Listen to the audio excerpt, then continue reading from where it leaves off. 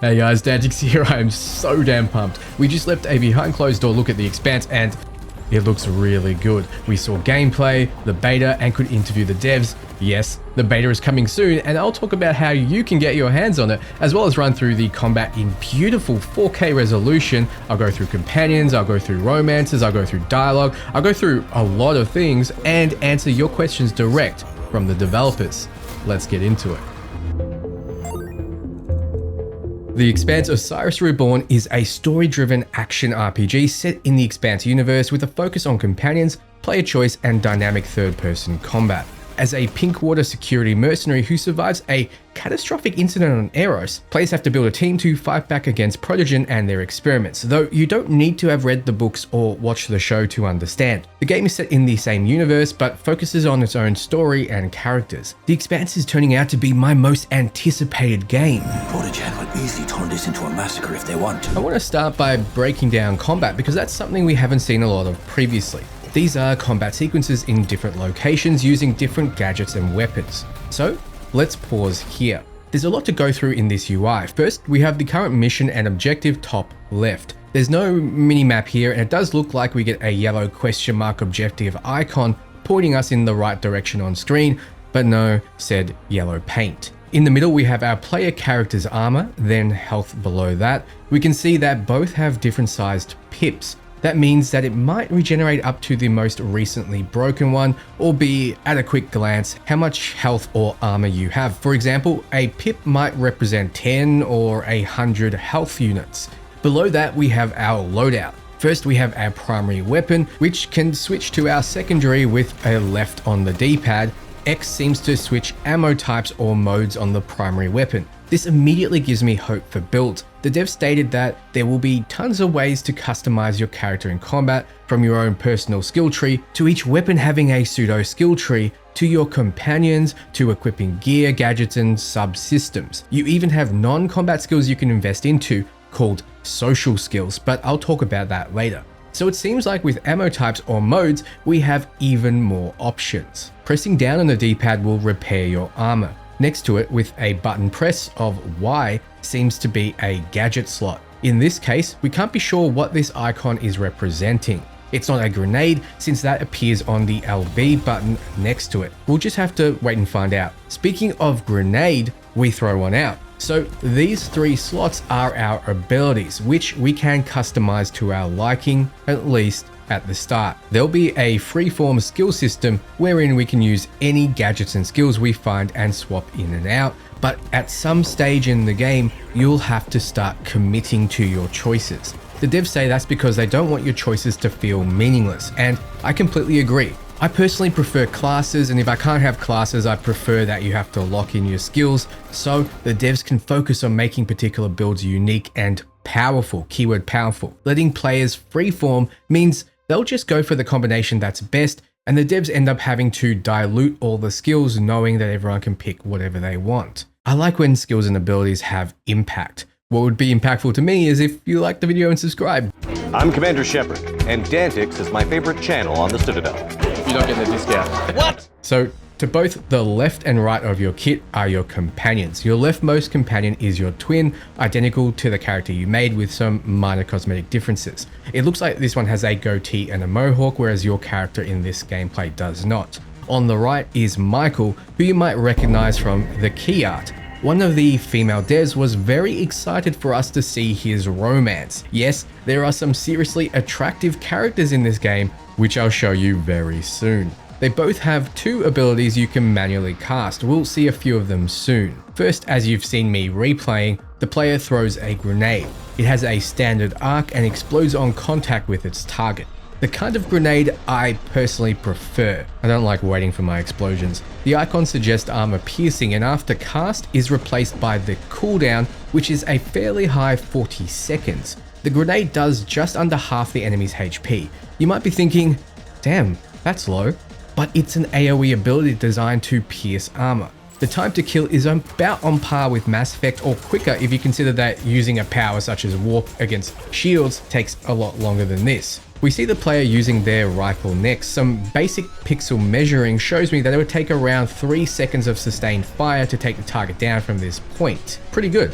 Speaking of pretty good, the explosions look great. In the next scene, we're playing a new mission, Calm Waters, with the objective to bypass Protogen. So it isn't clear where this is. I suspect Pinkwater 7 Station, but for those who don't know, Protogen is a major player in the early books and the TV show, a private corporation secretly backed by Jules Pierre Mao's corporate network. Confirmed as one of our enemies and will be in the beta too. You can see Jay has a cooldown over one of his abilities, but I can't be certain if the rocket he's firing is an ability of his or that it's one of the combat opportunities that we were told about. In the missions, there'll be moments to contextually do things like calling your ship to rain down hell, which we saw in the reveal trailer. This will destroy environments, cover, and the like. It's not a specific ability, rather a way to exploit the structural weaknesses of a particular environment, so it's more scripted and manually placed around.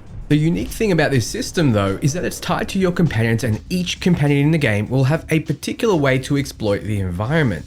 Jay exploits via precision, which may be why we see the crosshairs over the crate before he blows it up. The devs said precision allows them to identify and take a shot at vulnerable points in the environment. For example, blowing up an explosive object, making it rain down acid from above, or causing a structure to collapse on an enemy's head. Another combat opportunity exploit is called Demolition, which is less subtle, directly destroying terrain and particularly wiping out enemy cover, which could be us calling in our ship before. Demolition will force them into the open. Malfunction makes electrical systems go haywire with potentially deadly consequences, while cyber attack completely takes them over and turns them against their enemy. So we might get robots on our side. This kind of companion-based environmental destruction is a way to make them feel distinct and powerful in a universe where you can't give them biotics and lightning bolts. More on this soon when we talk about companions. Also, check this out. By holding A, you can storm to the nearest cover.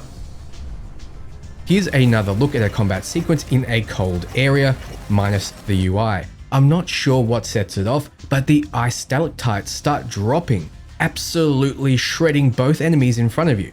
It seems these combat ops are going to be a major way to take advantage of your enemies, at least that's what they're showing us. Next, we see what looks to be enemies, and since it's still the Calm Waters mission, this could be Protogen. The player activates a tactical visor ability. They're able to see enemies clearly highlighted even through cover. What's nice is that the visor pops out visually from the helmet. I wonder if this works with all helmets, all sizes and shapes, considering it's a gadget piece you slot on. The only other thing of note here is that there's an explosive briefcase looking thing next to a dead body, and of course, the enemies have not detected you yet. You can be tactical in your approach to combat sequences. The visor also has a low 9-second cooldown, which is a lot better than the 40 seconds of the grenade. We're on what looks to be the next part of Calm Waters, following Zafar's instructions. We'll meet him soon, he's part of our crew. We see a gun take an enemy down very quickly, actually shredding them into paste and gore. This is a different rifle with a larger mag size and a faster fire rate. Yes, there's going to be gore in this game, and that does make me feel even more like this will be the adult Mass Effect we all deserve. Yes, I know there was gore in Mass Effect, like blowing up the Vulture, but you know what I mean. It's hard to tell, but when I slow down the enemy's death animation, it seems like he's either dropping something or more likely, those are his legs flying backwards. With the reflection of light, it's hard to be sure. But what we do know is we will be collecting resources during missions that help us upgrade our gear. Yes, there is a crafting upgrade system. The next mission sequence is Beetle in the Anthill to get to the surface. Considering the plants we're using for cover, this may be Ganymede, and we are showing this breadbasket the same level of respect as they do in the show. There are a few things I want to point out here. First, this section of cover has the context-sensitive combat opportunity over it. This is not the same symbol for precision, but I'm not sure if this is the symbol for the demolitions exploit, but it is a combat opportunity. So no doubt we can destroy it and bring down enemies in the cover. There's also a pickup, most likely ammo, where the enemy is in cover, so we will be picking up items during combat sequences. Last, we see one of Michael's abilities, which seems to be a rocket-propelled grenade with a 40-second cooldown. It flies out very quickly and explodes for major damage, the same damage you did with your grenade. This confirms companions will not be chumps in combat. Their abilities will matter, so who you bring and how you load them out will play a major role in your customization. They also bring with them social skills, which I'll talk about soon. You can also see a little A here, suggesting tapping it will get you into the closest cover. Holding it while looking elsewhere will probably storm you towards the cover you're looking at, like it does in Mass Effect 3. The next sequence is in the same area, but we have a creepy enemy waddling towards you like a zombie. It's a dude with a clear shield doing his best impression of a hero, but if your first thought was hybrid, I'm with you. Hybrids are humans mixed with the proto-molecule. It's confirmed they will be powerful enemies you have to face, and we see one later on in a cinematic, but no doubt will fight husk-like infected mutants too. Now, the reason I pointed out the explosive briefcase thing before was because we see it being shot here. Yes, it said flammable, but it's much more than flammable, buddy. There is a nice fire side effect that's placed on the enemies, and I can't argue with the results. Dying while burning makes the enemy ragdoll back in a satisfying pop. Looking at the other enemy, we can see that burning does a considerable amount of damage over time. I can foresee the hardcore mode needing you to really utilize everything to get the job done. We also see to the right the objective markers pointing you to how to get off the base and the player taking damage. Notice that you take quite a bit per shot, around a pip, so you will not sustain much before you drop. Now, we've seen two different rifles so far, but nothing like this. The Expanse's version of a combat shotgun, so you should know what to expect. What's good though is that what we expect looks so very satisfying, it turns the enemy into paste. What is notable is that your companion had shot holes into the wall plating, and the shotgun follow-up doesn't do its aesthetics any favors. Notice that it seems like the shotgun one-shots the enemy, but it does around 80%, as your companions were attacking her as well. You can see on the next enemy the shotgun seems to one-tap her as well, satisfyingly sending her flying. However, if you pause, you'll see the shotgun does around 80% to the health bar, then the enemy dies. So maybe we have an inbuilt execution or system shock mechanic that instant kills the enemy. Remember, we can level up our shotgun through a pseudo skill tree. So this may trigger if they receive a certain amount of damage all at once or reach a certain health threshold, or perhaps it simply is an animation delay effect of the health bar, which is much more likely, but I like to let my imagination run wild. You'll notice a player in the open takes some damage. It goes straight to the armor, not hitting health at all, so armor seems to be like shields were in Mass Effect, except right now it's unclear how they recharge, if at all. Hitting the repair icon, which I mentioned before, is your way of healing your armor. Your health though may regenerate over time or need specific items, or simply can't regenerate once hit. Now, many of you would want to zoom in here and see if there are any secrets on the screen. Let me tell you, there doesn't seem to be. Now let's move on to conversations and how they work. The combat could be fantastic, but if the narrative and companions aren't well written, the game won't succeed. Thankfully, since Owlcat knows everything CRPG, they have this covered. Michael says, the flamethrowers probably would have driven the mutant away, but we interfered. Now it's our job to stop it. Then we have 5 options we can respond with. First and foremost though, this seems like a consequence of a choice we made. We chose to disable or take down the flamethrowers, and now we have a mutant to clean up. We can suggest flying away or suggest helping in different moral coatings. We select cool guys don't run away from problems, and guess what? That's almost exactly what he says. Normally you pick dialogue like this and what you actually say is a lot different from what you chose. I didn't become a mercenary to run away from my enemies. Cool guys solve problems with extreme prejudice. The fact that we have 5 options to a pretty basic question suggests this 30-hour plus game will have some serious replayability. I'm still replaying Mass Effect 1, 2, 3, and there are many cases we don't have that many options to reply with. Also, the devs explained that the players will have options to invest into social skills. There will be social checks throughout the game, invisible numbers you can meet to pass a requirement. Athletics is one such social skill, as well as the obvious persuasion. These will influence what you can say in conversations, but also impact exploration. Companions will have their own social skills and can contribute to your skill checks. So bringing the right ones along might not just be for combat like I hinted at before. Each has 2 predefined social skills, and you have a choice of 2 between 6 at character customization. The athletic skill can help you move big objects, and you can hack into terminals using the hacking skill. In dialogue, an option for hacking might show up and you can pass the check with enough skill, or for athletics, it might center around situations like being agile enough to disarm the enemy. Where's the best place to have conversations? Your ship, which you acquire at the early part of the game. It's sleek and looks to be around the same size as the Rosinante. Perhaps it's a high-tech Martian design, but discovering its origins is kind of half the fun. Let's take a look inside. This looks to be the solar system map. I say that instead of galaxy map because, as you know, the Expanse is to a smaller scale than most sci-fis. You'll be exploring the solar system, not the whole galaxy, which works just fine for me. I rather more handcrafted areas than thousands of empty planets. Looking at you, Starfield, even though you have your exploration moments. Now, we see that even though the ship is small, the CIC looks pretty damn good. This is not a rundown belter ship held together with tape and hope. Here we are getting juiced up for a high G burn and what looks to be a cinematic of the ship being shot up. This is not a universe where ships have shields. There's nothing stopping cannons and railguns from shredding right through your armor. Though I'm not sure exactly what they're fighting here. It looks to be some kind of anomaly. In the next sequence, we're in some kind of drone command room. You talk to your crew and set out for the mission, Echoes in the Dark, reach the strange object. Likely what we saw before.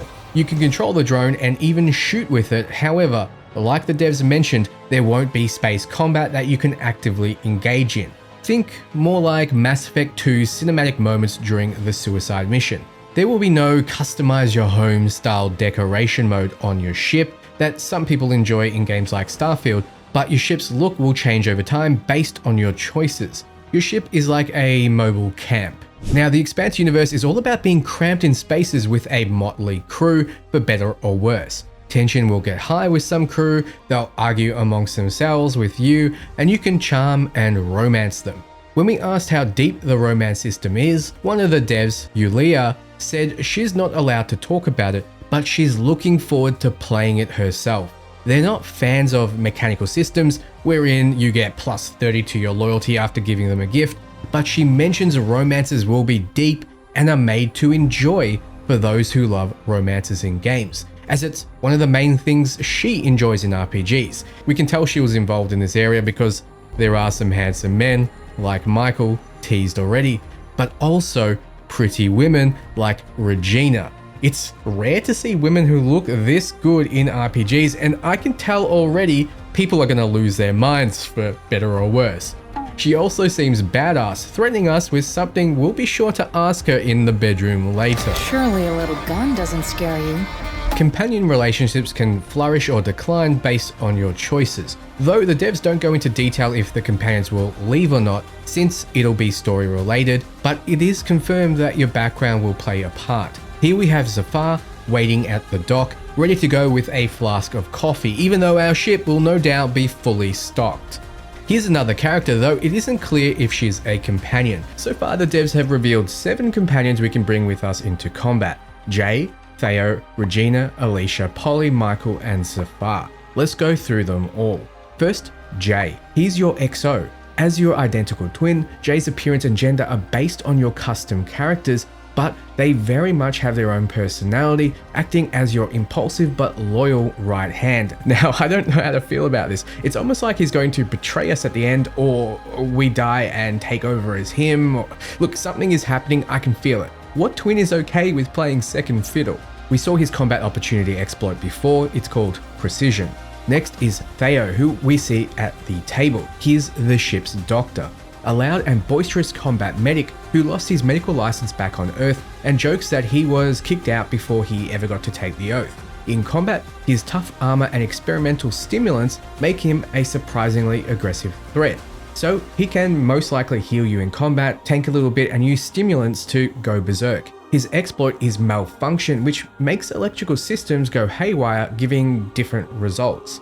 Regina is next, and she's our liaison officer. Unlike the liaison, the team's sniper, scout, and expert infiltrator. Regina's guarded personality makes it tricky to piece together her true past and agenda, but it's clear she sees your character as a valuable ally on her mysterious quest. I'd be interested in discovering what exactly she's up to, Though as a sniper, she'll be sitting back behind us and that might make it hard. Can we just stop to appreciate the cake? Her exploit is precision as well, so we won't most likely be sharing her with Jay. I'm sorry about all the jokes, I just can't help myself. Alicia is next and she's our electronic warfare specialist. Every sci-fi crew needs a snarky hacker, right?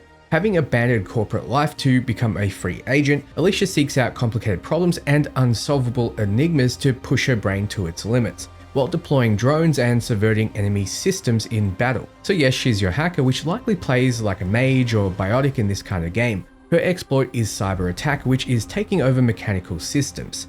Next we have Polly, our ship girl. This youthful, optimistic, chatty belter yearns to prove herself and achieve something truly great.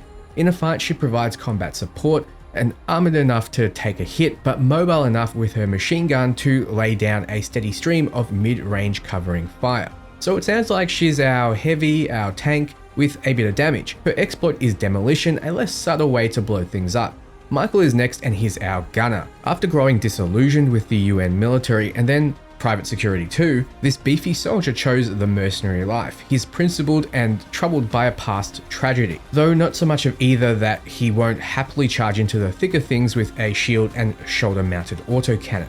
Like Polly, he sounds like a tank with a bigger focus on the tank part as he comes with a shield. He too has demolition as his exploit. Finally, we have Zafar, our mechanical engineer, our drone guy. Calm and collected, Zafar uses his words carefully. He can be surprisingly poetic when he doesn't speak.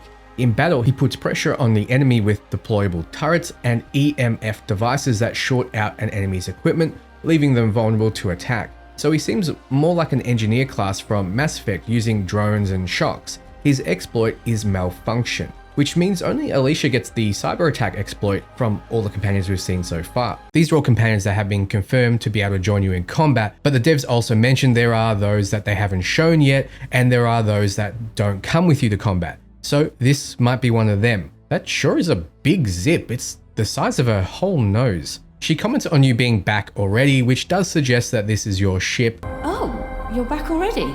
Wait, so you flew in on that? No. That, and there are guns mounted on the wall, which seems like a very your ship thing. Now we see Zafar talking about Protogen, Protogen let its own enemies in. which means this will likely be the briefing to the mission Calm Waters, which we saw combat of before. So we will have cinematic briefings before missions, and thankfully, this game will be highly story driven. Here we see that play out with what looks to be the first meeting of another companion. An enemy of my enemy is my friend? It's quite possibly Michael, but it's hard to tell in the helmet. Now, we could have the best companions in the world, but what's a good game without a good antagonist? This seems to be one. This woman who sounds like she escaped the Voodoo Boys Do not interfere. This hardware is shit. has a high likelihood of being your enemy. I mean, look at her. That armor is badass, but what's with those eyes? She's bone chilling. Also, look at her entourage. I already want to take them all out. Do not interfere. Oh, I'll be interfering, bitch. Move out of the way. Now, the rest of the trailer contains cinematics from different parts of the game, which is a perfect time to run through some information. The game will be releasing for PC via Steam, GOG, EGS, PS5, Xbox Series X and S in spring 2027. It'll be available on Game Pass from day one. However, we're getting a closed beta, which will be available for those who purchase either the Miller's Pack or Collector's Edition. It starts 22nd of April, the exact time TBC. But I get to try it earlier, so stay tuned for my feedback. I can't wait. The beta contains one mission set relatively early in the game, after the protagonist and their sibling have just escaped from the catastrophe on Eros and commandeered a new ship. The players can choose between a male character from Earth and female characters from the Belt. Both genders can either specialize in officer or hacker abilities. This mission allows players to experience combat, movement in zero-G environments, and life on a remote space station. The devs say the aim of the beta is to allow supporters to play the game early and contribute valuable feedback. Owlcat have done this before with their past games and found it to be extremely beneficial. So let's make sure we help them tighten the loose ends. To clarify, in the beta we can choose an officer or hacker preset, players either male Earther or female Belter, complete one story mission, take part in tactical combat encounters, explore locations, and interact with characters. So it will give us a good idea of what to expect in the full game. During the interview, we got some more details as well. There's a kind of skill tree for equipment itself. You can choose between 2 or 3 perks per level, though you'll have a more traditional skill tree tied to your character. I saw trees for shooter, gadgets, survivalist, and leader paths. We can probably establish what those do for your playstyle without needing my input. In another section, it showed the 2 social skills that we chose, persuasion and athletics, which had a more linear looking tree than shooter, gadget, survivalist, and leader. When asked if you can be an arsehole in the game, the answer was sometimes. So not too sure if you can be traditional evil, but I suspect not. When asked about the drones, we were told the operator playstyle is not in the beta, but they command a lot of different drones. There are some that are manually controlled and some that are automated. So think extra companions that can be added and drones who might act more like skills. When asked about choices, they mentioned it's a dark universe, so not every choice you make will result in an expected outcome. Sometimes you'll be hit with reality. That means nice guys might finish last sometimes. I'm looking at you, Paragon Shepherd. Owlcat mentioned they have staff that used to work on Halo and Cyberpunk, so they do have talent on the team. There will be an active pause system, so you can assess the situation and plan out what to do, like Mass Effect, but it won't pause time completely, just slow it. And that means you won't be able to abuse it. In the beta, we will only have our twin Jade to use in combat, sadly. When in later missions in the full game, we can bring up to 2 companions with us. In the presentation, we saw the player could equip 2 weapons, 3 gadgets, and up to 4 subsystems, which impacts your build in various ways, and I'm not sure if you can increase that limit. Your background origin affects the game in different ways. You have some different approaches to the story based on the origin. It influences the content you'll see, but they can't spoil too much. Different backgrounds have different perks that will alter your starting social skills. Also, cosmetically, you'll look different, with belters being more lanky, over 2 meters tall, whereas your Earther is around 175 centimeters tall, which is closer to how it was in the books versus the actual TV show. This height increase is supported in all the cutscenes and animations, like getting behind cover as a belter won't mean your head sticks out. There's no green, blue, gold style of weapon drops. There are guns and gadgets you can only get one unique way in the game, but don't expect Diablo style weapon and gear chases. You can try out weapons for a while before committing to their skill tree though. In the game, there's a normal and hardcore difficulty setting. There's also no melee weapons, so there won't be hardcore melee only challenges happening. Going into battle with a sword would make no sense in the Expanse anyway. Like mentioned, the game will be around 30 hours long depending on how much time you put into it. Could be more, could be less. This is the same time as Mass Effect 3, which is around 20 to 30 hours. So, the Expanse Osiris Reborn is a good sized game, especially for something so narrative driven. There will be tough choices, betrayal, some sexual scenes, and gore. The game is fairly mature, but not an 18+ rating so far. So, what do you think? Are you as excited for the Expanse as I am? Let me know below, and let me know if I missed anything. If you like this content covering the Expanse, you know what to do. It helps the channel out and lets me know what you want to see. So, until next time, ciao friends.